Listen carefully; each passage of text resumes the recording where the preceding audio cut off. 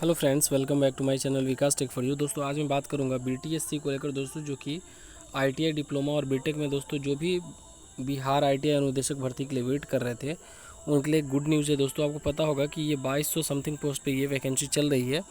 और मैं आपको बताना चाहता हूँ आईटीआई का इससे पहले दोस्तों जो है बहाली जो है 900 पद के लिए दोस्तों हो चुकी है। और मैं आपको बताना चाहता हूँ उनका एग्ज़ाम भी हो गया है। और इसके लिए दोस्तों जो डिप्लोमा और बीटेक वाले के लिए दोस्तों दिया गया था कि अलग से नोटिफिकेशन, तो दोस्तों वो नोटिफिकेशन जारी कर दी गई है। मैं आपको एक एक करके मैं बताता हूँ कि इसमें क्या क्या प्रोसेस है और आपको फॉर्म कैसे फिल करना है और फ़ी कितना है दोस्तों, और इसमें आपकी पद की संख्या किसमें कितना है। चलिए मैं एक एक करके बात करता हूँ। दोस्तों सबसे पहले यहाँ आप देख पा रहे होंगे कि बिहार तकनीकी सेवा आयोग 19 हार्डिंग रोड पटना। उसके बाद दोस्तों ये नोटिफिकेशन नंबर है इसका 46/2023। व्यवसाय अनुदेशक के पद पर नियमित नियुक्ति हेतु विज्ञापन। दोस्तों मेरे चैनल फर्स्ट टाइम विजिट कर रहे हैं तो प्लीज़ लाइक और सब्सक्राइब कर दीजिएगा। दोस्तों मैं आपको सबसे पहले बताना चाहता हूं कि दोस्तों ये 2011 के बाद अभी तक ये वैकेंसी जो है परमानेंट ये पहली बार आ रही है। और इससे पहले दोस्तों जो अनुदेशक, इससे पहले जो भी इंस्ट्रक्टर हुई थी बहाली 2018 का मैं बात करूं तो उस समय भी दोस्तों ये कॉन्ट्रैक्ट पे आई हुई थी और 2014 में। उसके बाद मैं बताना चाहता हूँ ये जो है 2011 के बाद ये फर्स्ट आप कह सकते हैं कि परमानेंट है। चलिए मैं एक एक करके आपको बताना चाहता हूँ कि इसमें योग्यता क्या है और कौन कौन लोग इसे फॉर्म को भर सकते हैं और आपका सिलेक्शन प्रोसेस क्या है। दोस्तों सबसे पहले यहाँ आप देख पा रहे होंगे कि व्यवसाय अनुदेशक जो कि electrician, electronics mechanic, wireman, electronics power and distribution, solar technician ETC।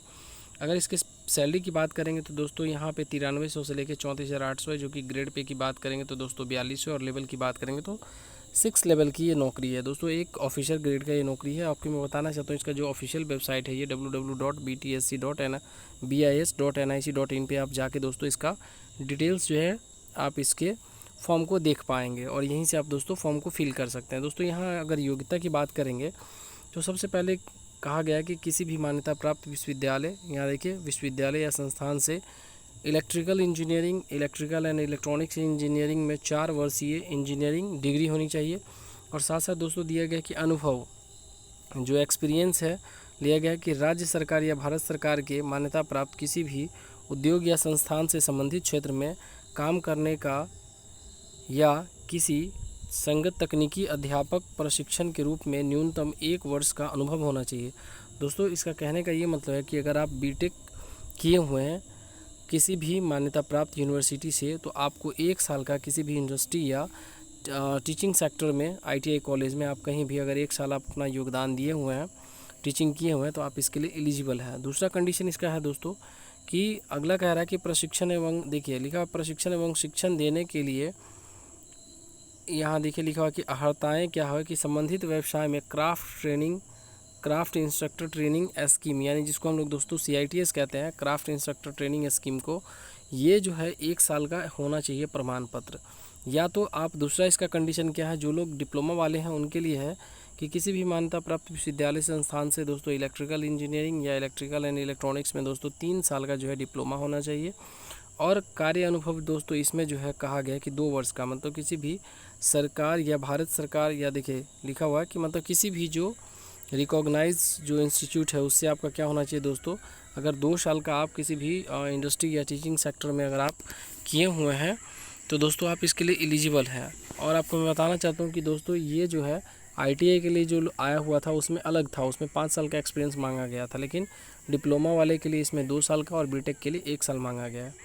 दोस्तों यहाँ पे मैं आपको बताना चाहता हूँ कि इसमें जो है CITS जो है कुछ कंडीशन है CITS के लिए कि अगर आपके पास CITS सर्टिफिकेट नहीं है तो कह रहा है कि आवेदन जो विभिन्न व्यवसायों के लिए यथाविहित अधिमान्य अर्हताएँ नहीं रखते हैं वे भी नियुक्ति हेतु आवेदन कर सकेंगे, परंतु उसका जो है चयन हो जाता है तो उन्हें कार्यभार ग्रहण करने की तिथि से 3 वर्ष के अंदर व्यवसाय CITS को पूरा करना होगा। दोस्तों अगर आप CITS नहीं किए हैं और आपका अगर जॉब हो जाता है तो आपको जिस डेट में आप ज्वाइन करेंगे उससे 3 साल के भीतर आपको जो है CITS का जो है कोर्स करवा लिया जाएगा और CITS आपको उत्तीर्ण करना होगा।